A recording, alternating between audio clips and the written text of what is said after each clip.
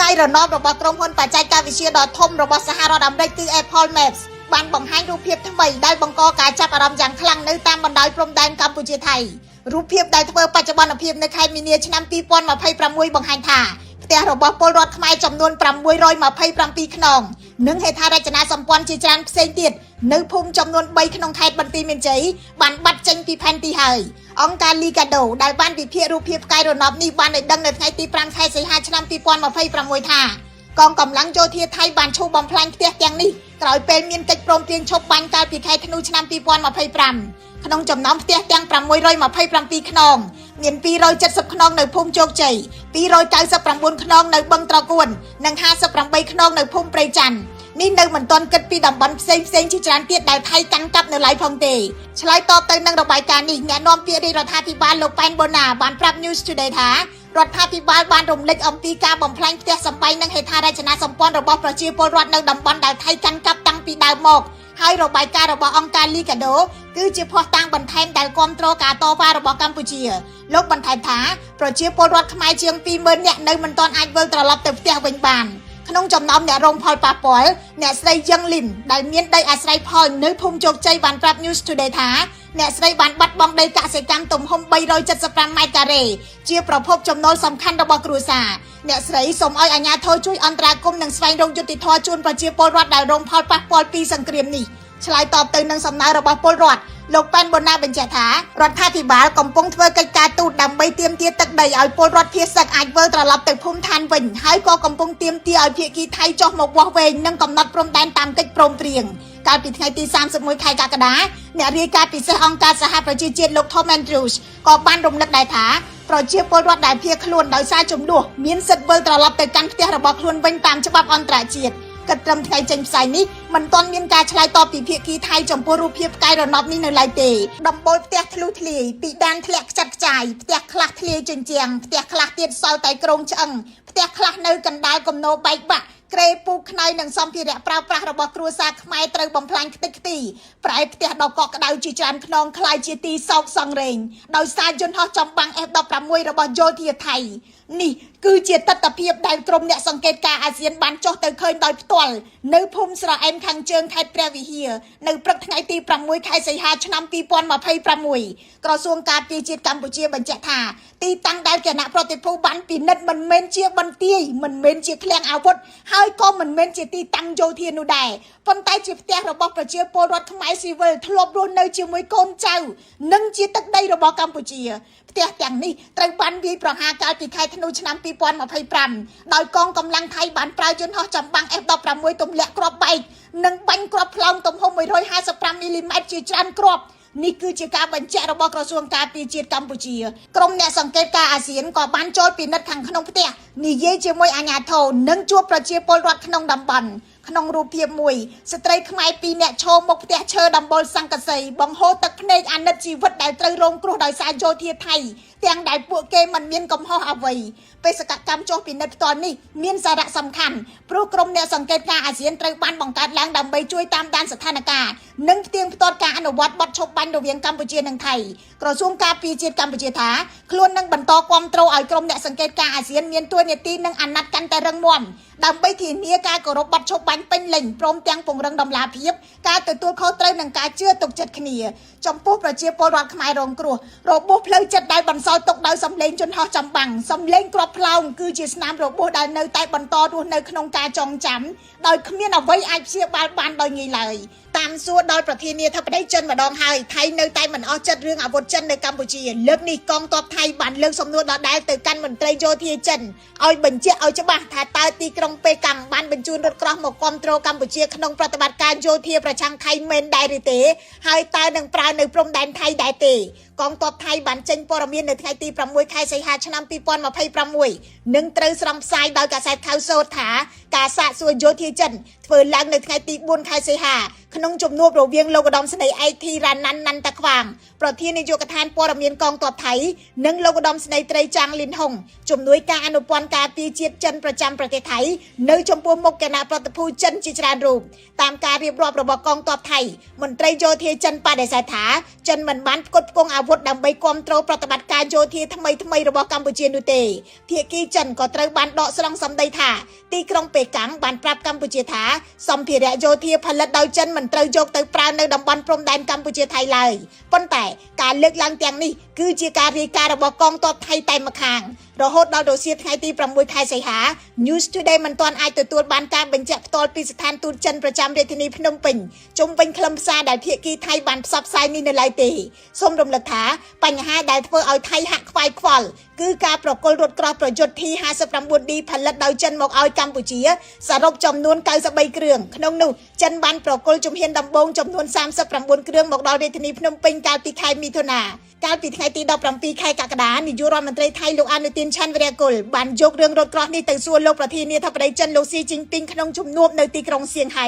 ตามการอ้างระบบลูกอนุตินเพียกีจันบันปัญโยธาเกิดโปร่งเปลี่ยงนี่บันจอกเกิดสัญญาตั้งปีมนเปลจมลัวชนำปีปอนมาไพ่ปรามการหลังจันบันปัญเยียเปลประกอบมวยระยะโดยซาสถานการณ์โรซาปนแต่เตยบ่มเป็นการตัดประกอบตามเกิดสัญญาลูกอนุตินแทนแตงอ่างถาจันบันทีนี้ทาซอมพิเรโยเทียแตงนี่นึ่งมันเตยปลาดำใบบังกอกรุธนาดาวไทยเลยจงเป็นการติงสับเปียวดระบอกกัมพูชีมันเตยจวนขบวนรัฐาภิบาลมันเนี่ยทะเลาะบ้านปรับนิวส์ทูเดย์ถากัมพูชีมันได้เตงอาวุธดำใบเฉลียนเปลี่ยนประเทศจัดคางเตะหายก็มันเมนดำใบบังกอสังเตรียมได้แต่จีการอภิวัตสมรรถภาพการปีจีดบาตุรเตสนิกชนตามระยะการบรรจัปีเนี่ยรีกาปิเศษระบองการสาปิจิชิตตัวบรรทุกสถานภาพสถิตมนุษย์ประจำในกัมพูชีโลกทอมแอนดรูบานบังฮอซาโดยโลกบรรจัพองได้ทานึ่งดักระบายการแต่การกรมปรึกษาสถิตมนุษย์องการสาปิจิชิตได้ปีสถานภาพสถิตมนุษย์ในกัมพูชีในขายกล่าวโลกทอมแอนดรูบาน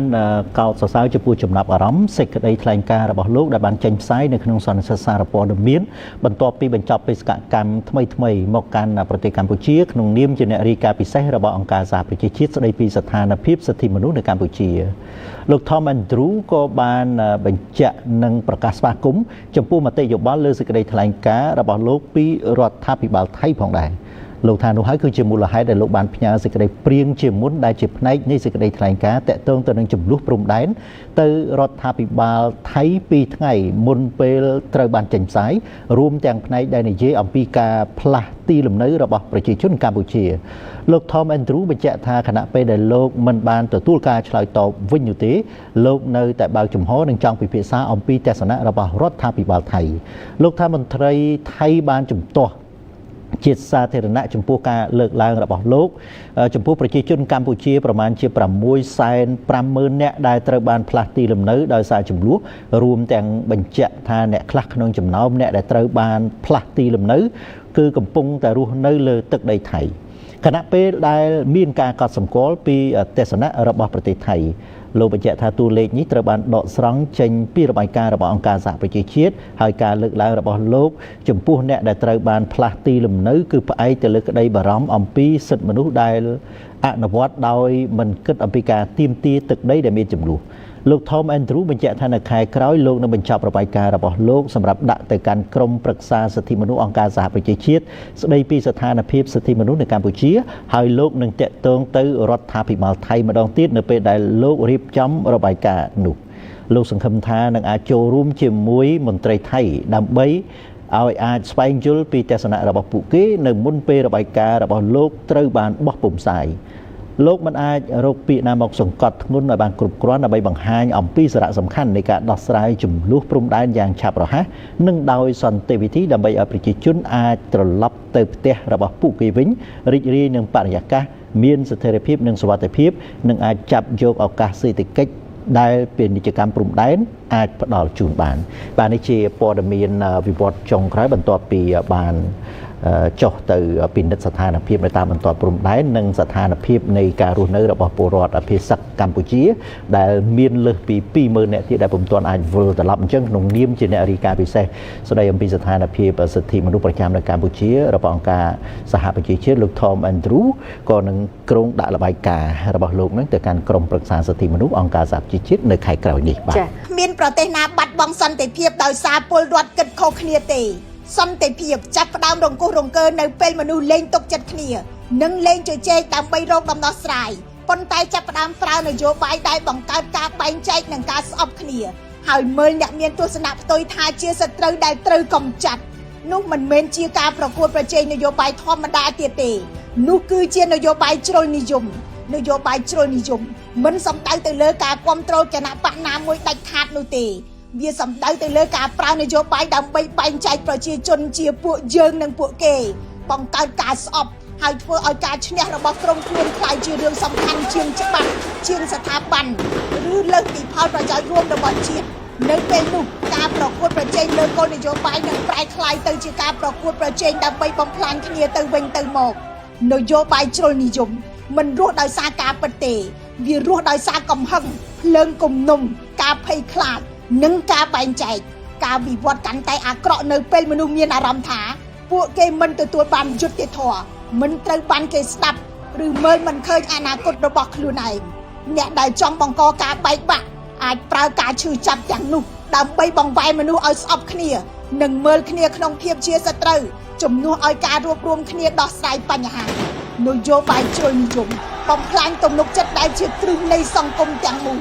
វាធ្វើឲ្យសមាជិកគ្រួសារឆ្លោះគ្នាមិត្តភ័ក្តិបែកបាក់សហគមន៍បាត់បង់ការរួបរวมនិងធ្វើឲ្យការពិតលំបាកឈ្នះការញុះញង់នៅពេលមនុស្សលែងជឿទុកចិត្តគ្នាពួកគេក៏លែងជឿទុកចិត្តលើច្បាប់និងស្ថាប័ននៅពេលសង្គមបាត់បង់ទំនុកចិត្តអស្ថិរភាពក៏ចាប់ផ្ដើមកើតឡើងហើយនៅពេលអស្ថិរភាពបន្តអូសបន្លាយវាអាចបង្កើតលក្ខខណ្ឌដែលធ្វើឲ្យចំនួននិងអំពើហិង្សាងាយកើតមានជាងមុនហេតុនេះការការពារឯករាជ្យអធិបតេយ្យសន្តិភាពប្រជាធិបតេយ្យនិងនីតិរដ្ឋមិនមែនជាការទទួលខុសត្រូវរបស់កងទ័ពឬរដ្ឋតែឯងនោះទេវាក៏ជាការទទួលខុសត្រូវរបស់សង្គមទាំងមូលដែលត្រូវរួបរวมទប់ស្កាត់កុំឲ្យភាពជ្រុលនិយមចូលមកបំផ្លាញភាពរួបរวมរបស់ជាតិប៉ុន្តែការទប់ស្កាត់នយោបាយជ្រុលនិយមមិនអាចធ្វើទៅបានដោយគ្រាន់តែអំពាវនាវឲ្យមនុស្សឈប់ស្អប់គ្នាតែប៉ុណ្ណោះទេវាត្រូវចាប់ផ្ដើមពីការកសាងសង្គមដែលមនុស្សមានទំនុកចិត្តថាច្បាប់ត្រូវបានអនុវត្តស្មើភាពចំពោះមនុស្សគ្រប់រូបមិនថាអ្នកមានឬអ្នកក្រអ្នកមានអំណាចឬប្រជាពលរដ្ឋធម្មតាហើយអ្នកដឹកនាំបង្កើតភាពជាគំរូវាត្រូវការនីតិរដ្ឋដែលអាចទប់ចិត្តបានការអភិវឌ្ឍដែលបែងចែកផលប្រយោជន៍ប្រកបដោយសមធម៌ដល់ប្រជាពលរដ្ឋគ្រប់រូបនៅក្នុងសង្គមនៅពេលប្រជាពលរដ្ឋមានទំនុកចិត្តលើយុត្តិធម៌មានឱកាសរស់នៅដោយស្មើភាពនិងសេចក្តីថ្លៃថ្នូរនិងមានសេចក្តីសង្ឃឹមចំពោះអនាគតនោះនយោបាយជ្រុលនិយមនឹងបាត់បង់ឥទ្ធិពលដោយខ្លួនឯងទន្ទឹមនឹងនេះប្រជាពលរដ្ឋក៏មានតួនាទីដូចគ្នាមុនចែករំលែកព័ត៌មានត្រូវផ្ទៀងផ្ទាត់មុនវិនិច្ឆ័យអ្នកដទៃត្រូវស្ដាប់និងពិចារណាមុនជឿការញុះញង់ត្រូវសួរថាតើព័ត៌មាននោះពិតឬទេមុនដាក់ផលប្រយោជន៍របស់ក្រុមខ្លួនត្រូវនឹកឃើញថាយើងទាំងអស់គ្នាចែករំលែកជោគវាសនារបស់ប្រទេសតែមួយការរួបរวมជាតិមានន័យថាបើទោះបីជាយើងមានទស្សនៈខុសគ្នាប៉ុណ្ណាក៏យើងនៅតែទទួលស្គាល់គ្នាជាពលរដ្ឋដូចគ្នាគោរពច្បាប់ដូចគ្នានិងចែករំលែកគោលដៅរួមដូចគ្នាគឺការការពារប្រទេសជាតិរបស់យើងពិចារណាកថានេះត្រូវបានតាក់តែងឡើងរួមគ្នាដោយលោកកិនភៀនអ្នកជំនាញវិទ្យាសាស្ត្រនយោបាយនិងខ្ញុំរស់សុធាតើច្បាប់នៅកម្ពុជាត្រូវបានអនុវត្តដោយស្តង់ដារតែមួយចំពោះមនុស្សគ្រប់រូបឬទេសំណួរនេះកំពុងត្រូវបានលើកឡើងជាថ្មីខណៈអ្នកជំនាញនិងពលរដ្ឋមួយចំនួនកត់សម្គាល់ថារបៀបចាត់ការរបស់អាជ្ញាធរក្នុងករណីខ្លះបានបង្កឲ្យមានការយល់ឃើញថាអ្នកមានទ្រព្យអ្នកមានអំណាចនិងពលរដ្ឋសាមញ្ញអាចមិនទទួលបានការអនុវត្តច្បាប់ដូចគ្នាទេពលគឺស្តង់ដារ2ប៉ុន្តែក្រសួងយុតិធធម៌អះអាងថាកម្ពុជាមិនមានការអនុវត្តស្តង់ដារ2នោះទេហើយកំណែទម្រង់ប្រព័ន្ធយុតិធធម៌កំពុងបន្តលោកកិនភៀអ្នកជំនាញវិទ្យាសាស្ត្រនយោបាយបានលើកយករូបថតពីសញ្ញាមកប្រៀបធៀបគឺករណីកូនអង្គញាបុកមនុស្សស្លាប់និងករណីបទល្មើសធនធានធម្មជាតិនៅខេត្តព្រះវិហារដែលបានកើតឡើងនិងត្រូវបានកសាងសំណុំរឿងនៅថ្ងៃទី28ខែកក្កដាឆ្នាំ2026ដូចគ្នា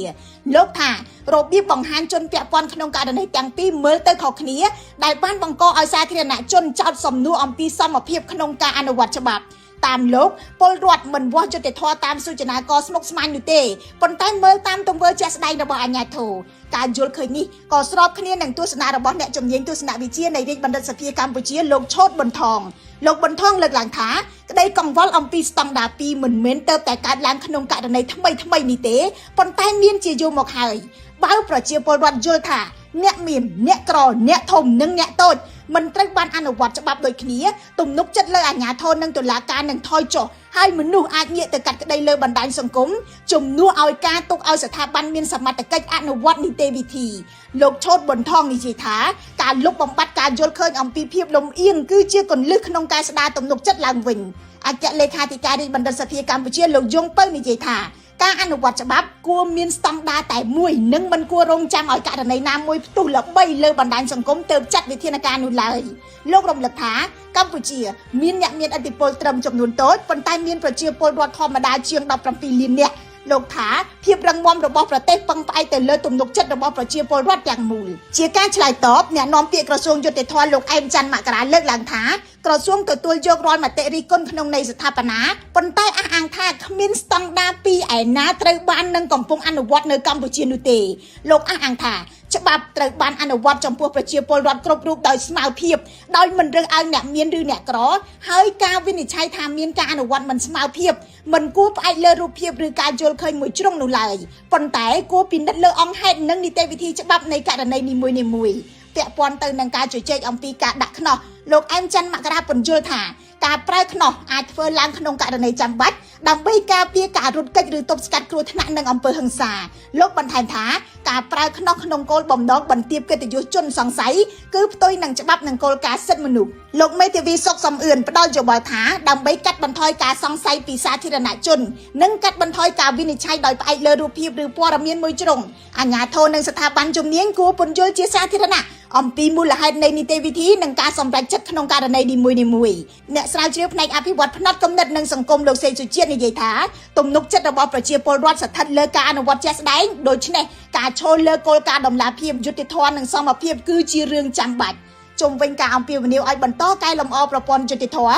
លោកអែមច័ន្ទមករាឲ្យដឹងថាក្រសួងកំពុងជំរុញយុទ្ធនាការពន្លឿនការដោះស្រាយសំណុំរឿងត្រួតពិនិត្យភាពមិនប្រក្រតីនៅតាមតុលាការពង្រីកសេវាជំនួយផ្លូវច្បាប់ដល់ប្រជាពលរដ្ឋខ្វះលទ្ធភាពនិងពិនិត្យកែសម្រួលបទបញ្ញត្តិដែលនៅមានចន្លោះប្រហោងដើម្បីបង្កើនតម្លាភាពនិងប្រសិទ្ធភាពនៃការអនុវត្តច្បាប់លោកអំពាវនាវឲ្យប្រជាពលរដ្ឋនិងសារព័ត៌មានផ្ដល់ព័ត៌មានឬក៏ភស្តុតាងជាក់ស្ដែងប្រសិនបើប្រទះឃើញករណីអនុវត្តច្បាប់មិនស្មើភាពដើម្បីឲ្យស្ថាប័នមានសមត្ថកិច្ចអាចស្រាវជ្រាវនិងចាត់ការទៅតាមច្បាប់បន្ទាប់ពីជំនួបជាមួយលោក Thomas Andrew អ្នករាយការណ៍ពិសេសទទួលបន្ទុកស្ថានភាពសិទ្ធិមនុស្សរបស់អង្គការសហប្រជាជាតិប្រចាំកម្ពុជាលោក Wang Wenbin ឯកអគ្គរដ្ឋទូតចិនប្រចាំនៅកម្ពុជាបានសរសេរខ្លីនៅលើបណ្ដាញសង្គមរបស់លោកថាក្នុងរយៈពេលជិត30ឆ្នាំកន្លងមកកម្ពុជាជាប្រទេសមួយក្នុងចំណោមប្រទេសអាស៊ានដែលមានសេដ្ឋកិច្ចរីកចម្រើនលឿនបំផុតដែលអាយុកាលមធ្យមរបស់ពលរដ្ឋត្រូវបានរំពឹងថាកើនឡើងពី59ឆ្នាំក្នុងឆ្នាំ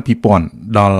76ឆ្នាំនាពេលបច្ចុប្បន្នសមិទ្ធផលក្នុងការអភិវឌ្ឍសិទ្ធិមនុស្សរបស់កម្ពុជាគួរតែទទួលបានការគោរពពីសហគមន៍អន្តរជាតិនេះបើតាមការកត់សម្គាល់របស់លោក Wang Wenbin ព្រមទាំងជឿជាក់ថាក្នុងរយៈពេល30ឆ្នាំខាងមុខបុព្វហេតុសិទ្ធិមនុស្សរបស់កម្ពុជានឹងមានការអភិវឌ្ឍកាន់តែធំធេងដោយរំលឹកពីការរំលោភសិទ្ធិមនុស្សរបស់រដ្ឋាភិបាលចិនទៅលើជនជាតិភាគតិចអ៊ុយគួរនៅតំបន់ស៊ីនជៀងដែលចិនរងនឹងការរិះគន់ពីសហគមន៍អន្តរជាតិលោកអែមសវណ្ណារាសាស្ត្រាចារ្យផ្នែកវិទ្យាសាស្ត្រនយោបាយមិនបានឯកភាពចំពោះការលើកឡើងរបស់ឯកអគ្គរដ្ឋទូតចិនប្រចាំនៅកម្ពុជាទេមិនឯកភាពដោយសារទស្សនវិជ្ជាជាក់ស្ដែងមេដឹកនាំប្រឆាំងមួយចំនួននៅកម្ពុជាដូចជាលោកកឹមសុខាជាដើមត្រូវបានជាប់នៅក្នុងលក្ខខណ្ឌមិនអាចធ្វើនយោបាយបានខណៈកម្ពុជាជាប្រទេសហត្ថលេខីនៃសន្ធិសញ្ញានិងអនុសញ្ញាស្តីពីសិទ្ធិមនុស្សរបស់អង្គការសហប្រជាជាតិ